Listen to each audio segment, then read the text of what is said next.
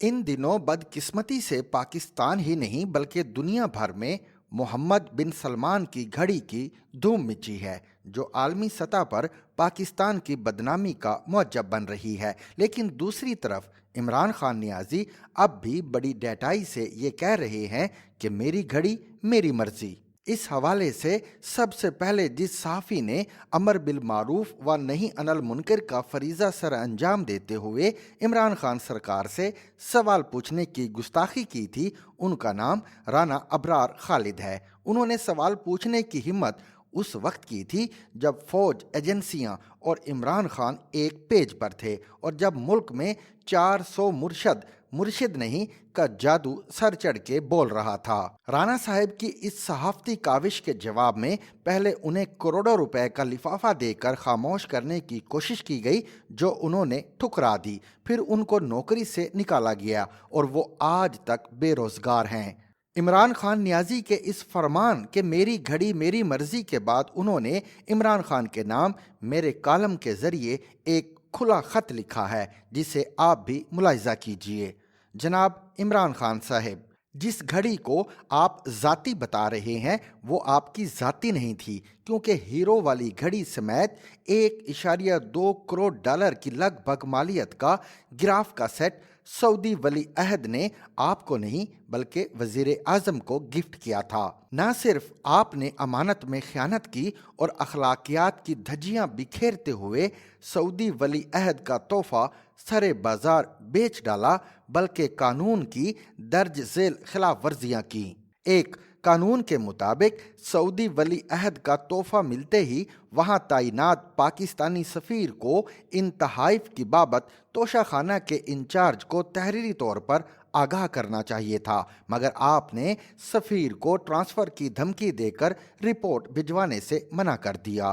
2، قانون کا تقاضا تھا کہ سعودی ولی عہد سے ملنے والے تحائف آپ کابینہ ڈویژن یا پی ایم آفس کے ڈیزگنیٹڈ آفیسر کے سپرد کرتے، جو پاکستان پہنچ کر مذکورہ تحائف قواعد کے مطابق توشہ خانہ میں جمع کراتا، مگر آپ اسے اپنے ذاتی لگیج کے ساتھ سیدھے بنی گالا اپنے گھر لے گئے اور توشہ خانہ کے اسٹاف کو ان تحائف کی شکل تک دیکھنے نہیں دی۔ 3، رولز کے مطابق ہونا یہ چاہیے تھا کہ 2019 میں سعودی ولی عہد سے ملنے والے تحائف پہلے توشہ خانہ میں جمع ہوتے اور پھر آپ بطور ریسیپینٹ مذکورہ تحائف کو ریٹین کرنے کی تحریری درخواست ماں بیان حلفی انچارج توشہ خانوں کو بھجواتے، مگر آپ نے ایسا نہیں کیا۔ 4، تحائف ریٹین کرنے کے لیے آپ کی درخواست موصول ہونے کے بعد انچارج توشہ خانہ 15 روز میں رولز کے مطابق خط بھجوا کر ایف بی آر سے اور مارکیٹ سے اپریزر بلاتا، جو مذکورہ تحائف کا ایگزامینیشن اور پرائس ایویلویشن کر کے مارکیٹ نرخوں کے مطابق قیمت کا تعین کرتے، مگر بدقسمتی سے ایسا نہیں ہوا، کیونکہ مذکورہ تحائف توشہ خانہ میں لائے ہی نہیں گئے اور آپ کی ہدایت پر بغیر اپریزل کے مذکورہ تحائف کی ریٹیننگ کی رسمی کارروائی پوری کی گئی۔ 5، ہونا یہ چاہیے تھا کہ رولز کے مطابق توشہ خانہ کی پرائس ایویلویشن کمیٹی بنائی جاتی، جو ایف بی آر، اپریزر اور پرائیویٹ اپریزر کی تعین کردہ قیمتوں کا جائزہ لے کر سعودی ولی عہد سے ملنے والے تحائف کی حتمی قیمت کی منظوری دیتی، مگر ایسا کچھ نہیں ہوا۔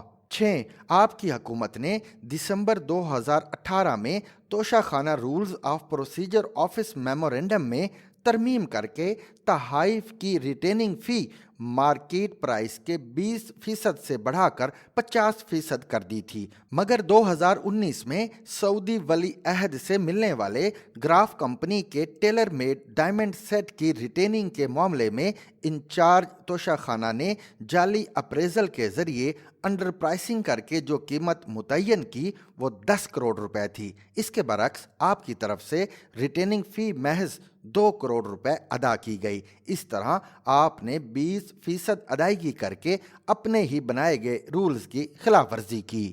7، آپ نے سعودی ولی عہد سے ملنے والے گراف کمپنی کے 1.2 کروڑ ڈالر کے لگ بھگ مالیت کے टेलर मेड डायमंड सेट की रिटेनिंग के लिए जो 2 करोड़ रुपए की मामूली रकम अदा की, वो आपके ज़ाती अकाउंट या आपके नाम से पे ऑर्डर के ज़रिए कौमी ख़जाना में जमा नहीं हुई, बल्कि इन तहाइफ को बैरून मुल्क बेचने का इंतज़ाम करने वाले मुआवन खसूसी की तरफ से मज़कूरा रकम जमा करवाई गई। 8. आपने दोस्त मुल्क से मिलने वाला ग्राफ कंपनी का टेलर मेड डायमंड सेट, जिसमें एक घड़ी, एक अंगूठी, 2 कफ लिंक्स और एक कलम शामिल था, और गैर मुल्की दौरों में मिलने वाले दीगर तहाइफ अंदरून और बैरून मुल्क की मार्केटों में बेदर्दी से फरोख्त कर दिए। हालांकि ये तहाइफ आपने नीलामी में नहीं खरीदे थे, बल्कि तोशाखाना से रिटेन किए थे, और रिटेनिंग के कुछ तकाजे होते हैं। पाकिस्तान के कानून में गैर मुल्की दौरे के दौरान मिलने वाले तहाइफ की रिटेनिंग की इजाज़त रिसिपिएंट को इसलिए मिलती है क्योंकि वो अपनी दरख्वास्त में लिखता है कि ये तोहफ़ा मुझे फ़लाँ अहम शख्सियत ने पेश किया था, जो मेरे लिए यादगार है, और मैं इसे बतौर यादगार अपने पास रखना चाहता हूँ। इसीलिए हर रिसिपिएंट को रिटेनिंग के लिए एक बयान हल्फी भी अपनी दरख्वास्त के साथ लफ करना पड़ता है। 9.